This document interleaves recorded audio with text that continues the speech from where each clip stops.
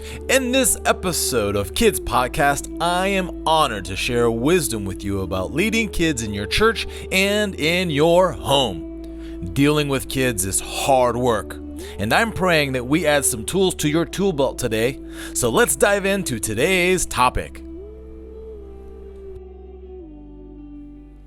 Do numbers really matter? Like, how important are the metrics in what I'm doing? And that's what we're talking about in today's episode of KIDZ Podcast.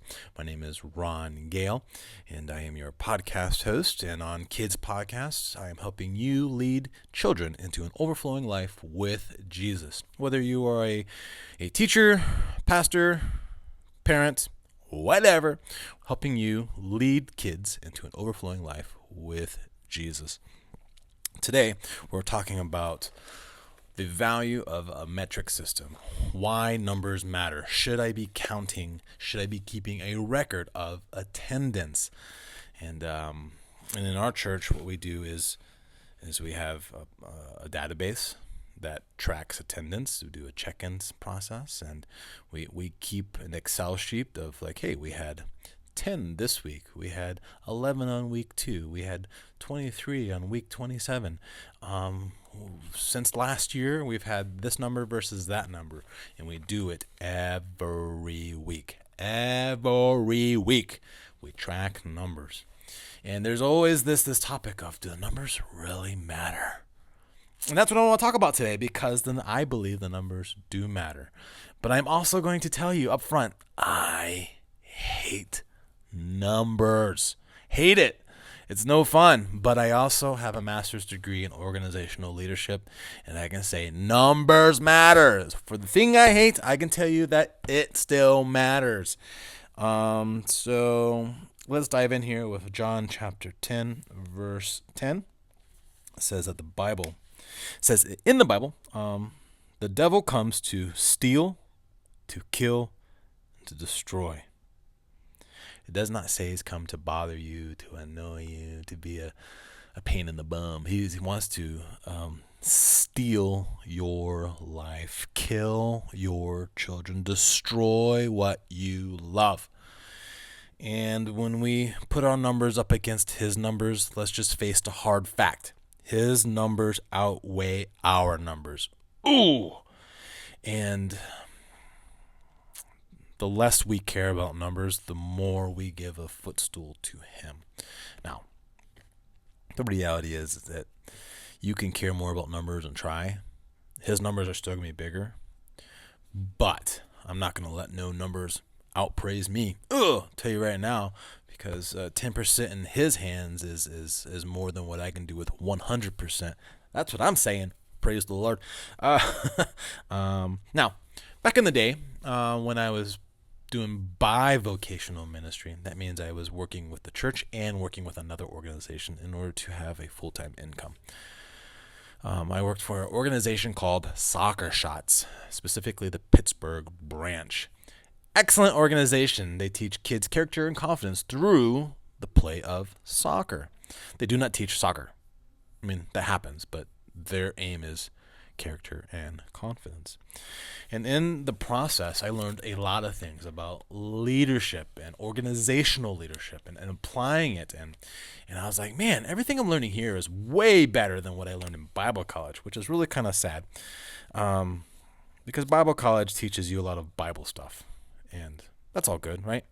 But what I needed to learn was understanding human resourcing, understanding how accounting affects my ministry, and understanding the metric system. And one of the books we read as a leadership team for Soccer Shots was called Traction. It's about understanding the numbers and garnering a traction that allows your quote unquote bus to move and to gain ground and to grow. So the concept of that book helped me to reshape and reform my understanding of numbers in ministry. Because anything you learn outside of the church, you got to give context. how does that context apply to the ministry context? And if I'm leading kids into an overflowing life with Jesus, how can I help them do that better, more, faster, stronger? Kanye with context. And so here are a few things that I have that I feel makes the metric system, the counting process, the numbers matter. Number one is that metrics gives you an historical data. You can look back and say, hey, last year at this exact same event, we had 100 kids. This year we had 50. Now you're going to be like, well, why? What are some of the questions? Well, last year was 2021. This year is 2020. Oh, okay. Well, that doesn't really count. But if you look back over the last 10 years, we had 100, we had 100, we had 102, we had 110, 100. And this one month we had 50 and back to 100 and 100. You can be like, oh, from 2019 to 2020, there was a pandemic, and that is the reason why the numbers changed. Now, if that were different some other way, for example, 100, 100, 100, 100, 22, 100, and that year was 2024, and you need to ask, well, what was different? Why? And versus the numbers go 100, 90, 88, 75, 62, 50, and now you're seeing a trend rather than a blip, and that trend is dropping. Well, what is not working? Now you're asking questions that help you decide if something is strong or weak, and then you can do something to figure it out by looking at historical data. All right, now let's go on to the next one. The next one is the metrics provide you with a SWOT evaluation of information. SWOT, it's an evaluative tool spelled SWOT. And it's a whole grid system where the S stands for strengths. What did we do that was strong? The W stands for weaknesses. What did we do that was weak sauce? The O stands for opportunities. What opportunities are available to us to deal with both strengths and weaknesses? And the T stands for threats. What threats were present that could make things go really bad? And so if you look at your numbers and you plug them into the SWOT analysis, it can help with an evaluation. Number three. We're number third. So we said the first one was it builds historical data. 2, it helps provide an evaluation into your SWOT analysis. And number 3 is it builds speed of leadership. Speed of leadership. Let me explain this with fishing. Yes, sir. Got my fishing analogy. So I show up to this fishing hole for the first time. And I'm like, I don't really know how to fish this spot. So I throw on my bait and line and just cast it. And then I watch my bait do its thing in the water. And I don't like it. No. I need more weight to go down. That's fine. It's too much weight. Well, how deep is it there? That weight only works there. Should I get an indicator? Well, the indicator is actually affecting everything. I don't like it. And I go on the second trip, and I go on the third trip, and I go on a fourth trip. And there's this one spot where I've learned to not even try fly fishing. I'm not even try certain baits. What I specifically do at this specific location, I will do it nowhere else. I've done it now 100 times. And I had some friends come with me this one last time. It was funny. It was 2 friends. And they get their fly rod out, and they do the same thing in the same spot that I did back when I first did it.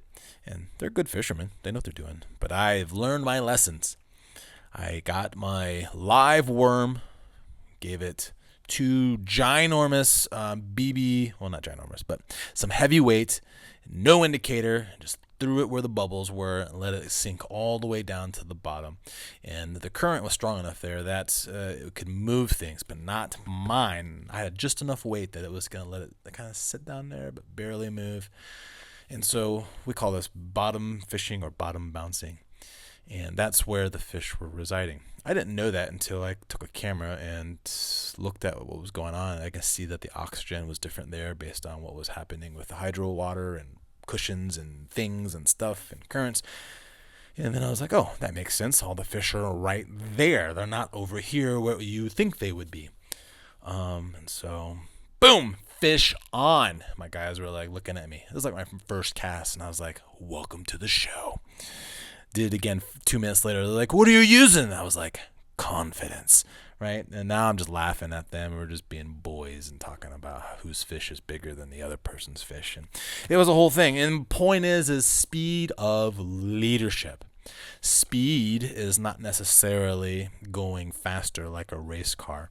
It is just the automatic reaction to something that you've already done because you know it already works. This works in soccer. This works in leadership.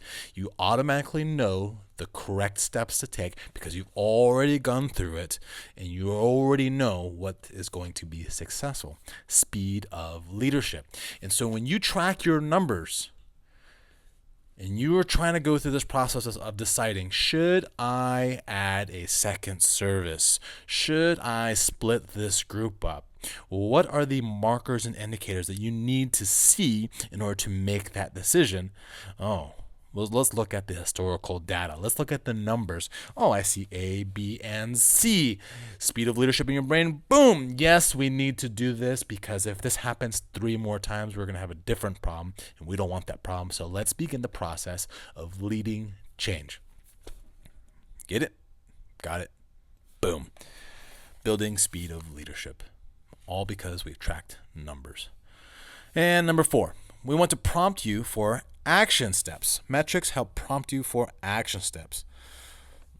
All of this helps add to your leadership capacity.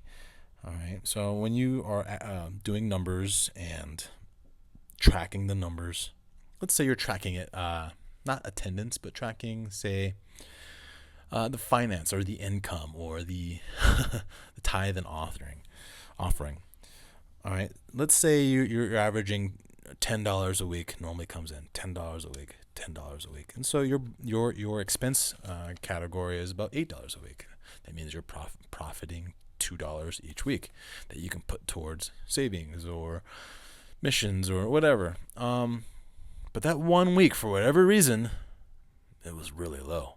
Instead of getting $10 that week, you got $3. Oh no. Now you're behind. Now you have the historical data, you have the metrics, you have the numbers to decide that, hey, I saved up enough from my previous weeks to absorb this week's budget, or I don't have that, and so I need to change how I decide where money goes this week so that I can, are you following? Historical data helps you. It prompts you for action steps. So, as much as we all hate it, it is needed. I'm with you. I hate tracking numbers. I hate numbers. But I still believe that the numbers help me be a better leader, and I believe they will help you be a better leader. Now, how can you go about tracking numbers? There's a couple ways. The first simple one is to get on a program called Planning Center Online. If you don't have Planning Center Online, you can use any church database. Just type in Google Church Database, and you'll see a couple options. We use Planning Center Online. It has a whole check-in registration thingamabob and integrations and you name it, and it helps us track our attendance, and it can put it into Excel sheets for us. The second way you can do it is to manually do it old school style. You count those individuals, you write their names down on a sheet of paper, and then you have a little piece of paper. Back in the day, I used to actually keep those for a whole year, put it in a one big folder, and they could see who came on what date, and then I would actually transfer that data into one sheet. So for example, for month number 1, I had sheet A, sheet B, sheet C, and sheet D, and I kept that sheet, but on my Excel sheet, it would be broken down to 1A, 1B, 1C, 1D. These are the total numbers for that day. I used to do it where each child or youth had their own Excel slot, and I would mark like kid specifically came on this date. And I would even have they raised their hand for salvation. So I knew the date that they got salvation. And then I would select, that kid came to their first major event. That kid came to and served at a holiday thing. That kid came to a discipleship class. That same kid did all these things. And I now had a pipeline, not just a metrics, for that one teen. And so the numbers matter. Those are two main ways I got for you. You're getting a database for the internet and tracking it manually. I guess if you want to do a third way, the hard way is actually using Excel.